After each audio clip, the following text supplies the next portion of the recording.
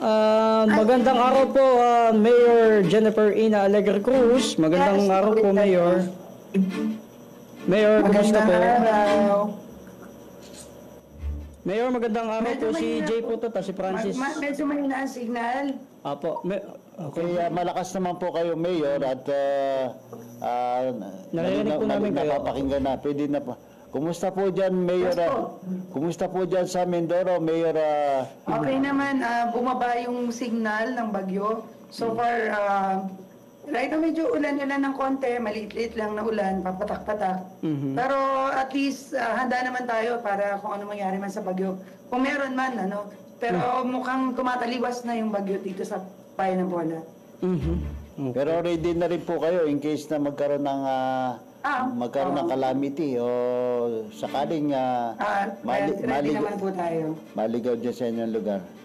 Yes po, yes po. Okay, Mayor, malaki pong karangalan ng GKRS na kayo ay makasama at mapakinggan ng buong Pilipinas sa buong nakikinig. Lalo-lalo na ng palatuntunan na GKRS na milyon-milyon yung subscriber. Ano po ba, Mayor, ang magandang balita naman dyan sa inyong lugar? Yung mga Actually, everyday kasi magandang balita sa ating bayan. Except doon sa mga kalamidad na nangyayari, no? Ang napaka-peaceful and loving ng Poleños, yun yung pinakamagandang balita.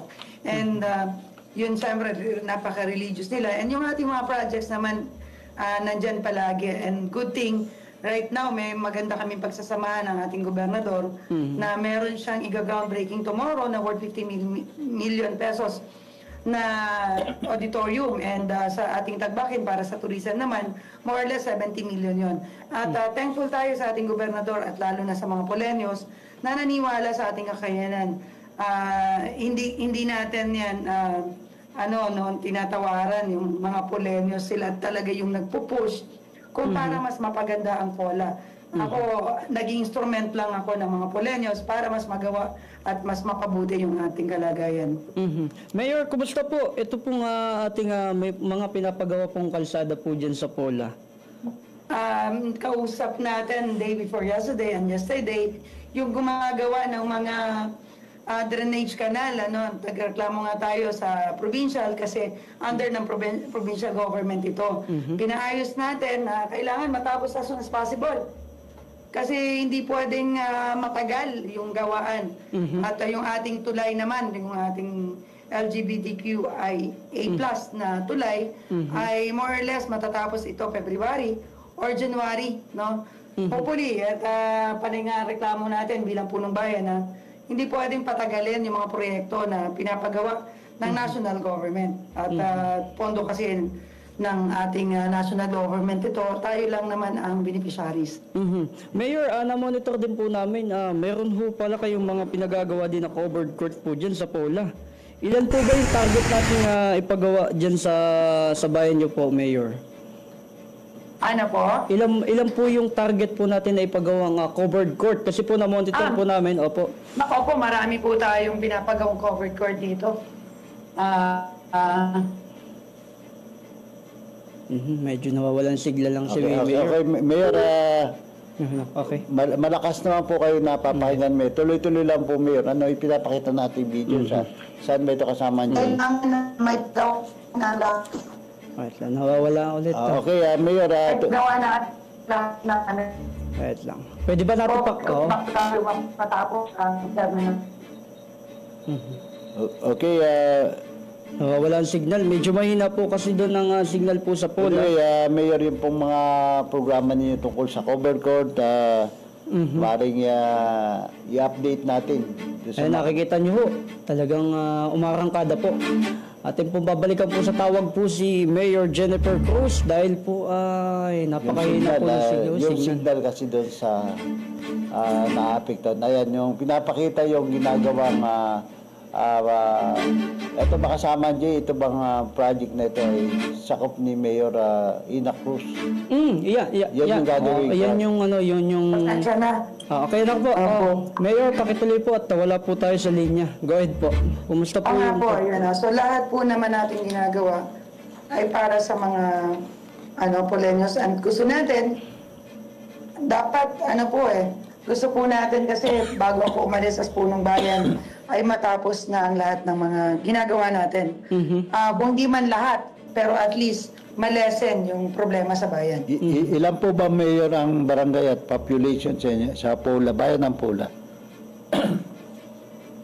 So Ilan? 45,000 po. Okay, ang dami pala, no? At meron na po bang mga kakulangan pa na dapat ihingi ninyo sa PCSO sapagkat para po ang PCSO ngayon ay masyadong maluwag na sa mga pagtulong sa mga Yes po. ambulansya po. Kumusta po ang ambulansya ninyo? Right now, binigyan na po tayo ng ambulance ng PCSO. Ayos.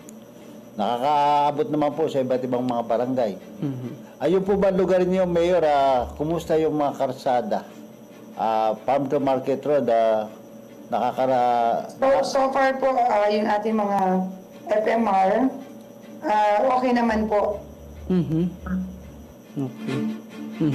Mayor, ito po at mayroon po kami nakita din na ito po ay pwede niyo po ba pakipaliwanag din po sa amin itong mga nakita pong langis sa baybaying dagat po dyan sa Pola ng ating mga residente po?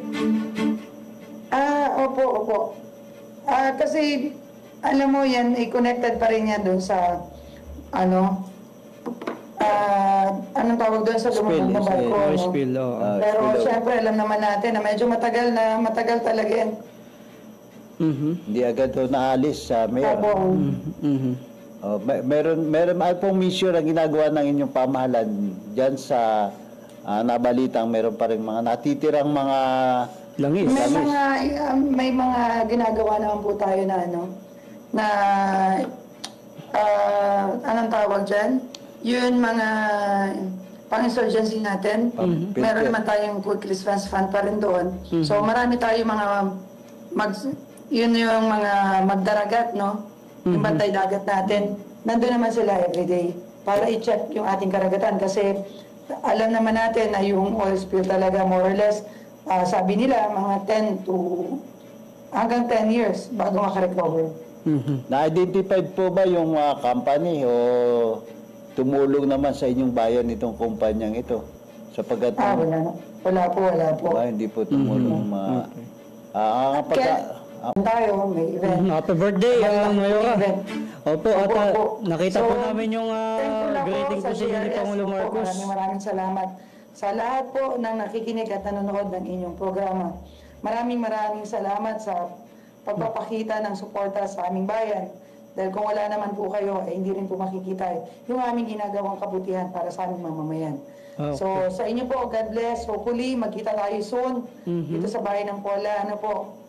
At sana po maayos ang bayan at maayos yung mas progressive ang Pola po sa 2026. Maraming salamat po, Mayor Thank you Jennifer po. Cruz. Salamat po, mabuhay po kayo. Niyo po napakinggan ang papanayam natin sa kay Mayor Reyna Alegre ng Pola Oriental Mindoro. Maraming salamat at good luck po sa lahat ng mga taga Mindoro na patuloy nating tinututukan din ang mga kalagayan, mabubuting balita at mga issue ng mga panawagan ng ating mga kababayan. Patuloy po kayong nanonood at text line natin kasama Jay. Ngayon po, sa mga nais magpadala ng mensahe, nakabukas po ang aming text line 0927-634-3005. Ayan po ang oras po natin na alas 11:45 po ng umaga. Patuloy po tayo. Tuloy-tuloy lang po tayong tumutok.